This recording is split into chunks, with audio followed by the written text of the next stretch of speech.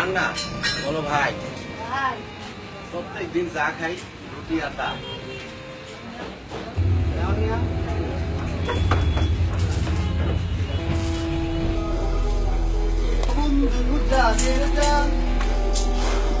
প্রত্যেকদিন রুটি আর ডাল কত ভালো লাগে।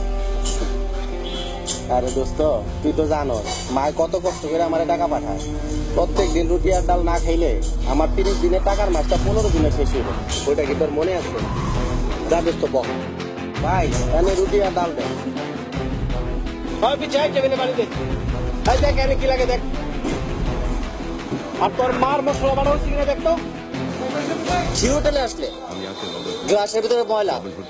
হে ম্যানেজার সাহেব, আপনার গ্লাসকে পরিষ্কার করতে পারেন না? আশ্চর্য, এখানেও ময়লা। এখানে কি কোনো খাওয়া যায় নাকি? ভালো করে পরিষ্কার করবেন। চল, এই হোটেলে আর খাবো না, আর কোনোদিন এখানে আসবো না।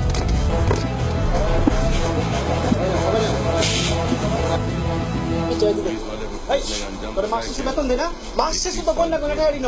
আজকে তোর লাগে আমার কাস্টমার বাড়ি থেকে লেগা। হ্যাঁ, এই তোর কোনো টাকা কামাই করে হ্যাঁ? বাগান দা।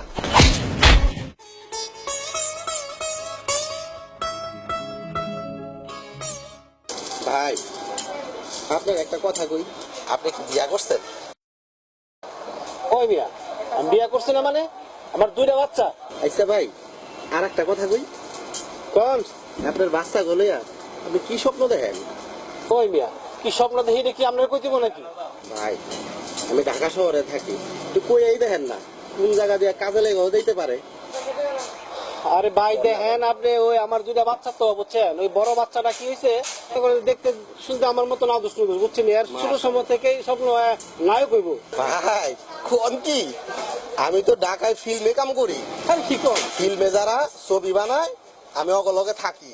আপনার পোলাটার আমার এক নজর আইনা দেন, যদি আমার পছন্দ হয়ে যায়, ফিল্মে যারা কাজ করে আমি হ্যাঁ করে যদি একবার আপনার পোলার কথা কই, আপনার পোলার তো নায়ক হয়ে যাবো ভাই। কি কর ভাই সত্যি? আনান ভাই, আপনার পোলাটার আমি এক নজর দেখি। আনাইতাছি, চিন্তা করে না। ফোন দেন। হ্যালো, আইতাছে। আচ্ছা ভাই, আপনার পোলাটারে যদি এখন আনাইবেন, আপনার পোলাটারে দেখে যদি আমার পছন্দ হয়ে যায়, আপনার পোলার হইব নায়ক, আপনার হইব নায়কের বাপ। এই এলাকায় আপনারা সবাই হইব নায়কের বাপ। ভাই বলছিলাম না, আমার কাজে লাগিয়ে দিতে পারে। মা, ও মা, আপনার ম্যানেজার কইছে তাড়াতাড়ি কাজ করতে। বাজার ম্যানেজার কি তো টাকা দা মাইনা ভালো দিতে। ও মা, আমার ম্যানেজার ডাক্তার মারছে। বাজার তো বাপ দুনি তার তো হোটেলে কাম করতে দিত। না মা,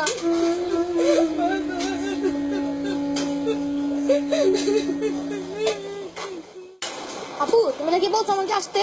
হাওয়াসান তোমার ডাকছি, তোমার স্বপ্ন এবার পূরণ করো, তোমার ফিল্মের নায়ক বানাবো, চিন্তা করো না।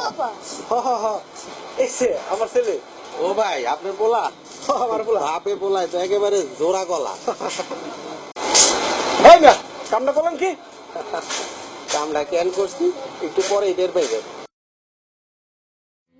আসো বাবা, বিশ্বাস করো বাবা, তোমার গায়ে আমি আঘাত করতে চাই নাই।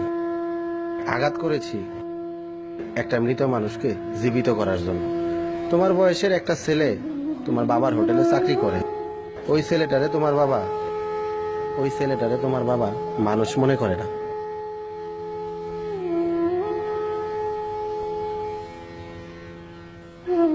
ভাই, আপনার সন্তানের সামান্য আঘাতেই আপনার চোখ ভিজে গেল। এই যে মাসুম বাচ্চাটারে নিষ্ঠুরের মতো ধাক্কা দিয়ে ফেলে দিলেন, একবারও কি জানতে চেয়েছেন গোপনে শিশুটির মা কতবার কেঁদেছে?